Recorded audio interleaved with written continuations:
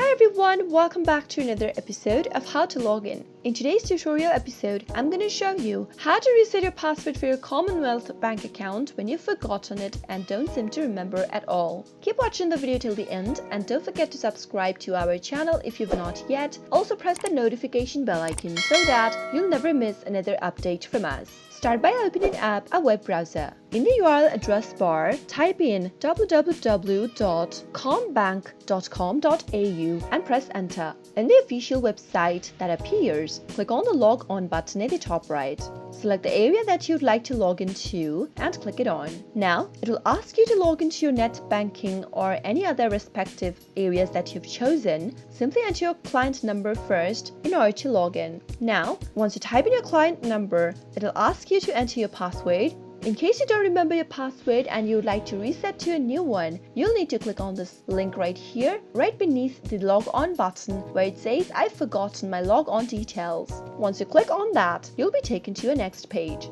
Here, in order to retrieve your password or your log on detail, you'll need to identify yourself by typing in your card number that is provided by your bank. Once you do that, head over to the next field and type in your card PIN number. While entering your card PIN, you'll need to type in the same PIN that you use for this card. Now, click on I need to reset my net bank password at the bottom, this little box right here, and click next. On the next page, you'll need to go through a security verification. After that, type in your log-on details and you'll be able to retrieve your password for your net banking on Commonwealth Bank account. That is how you can do it. Next time you log into your account, remember to enter the same password that you reset. I hope you found the video to be helpful. If it was, go ahead and give us a thumbs up. Comment down below in the comment box if you have a question or a feedback for us. I'll soon be back with more tutorial episodes again. Thank you for watching.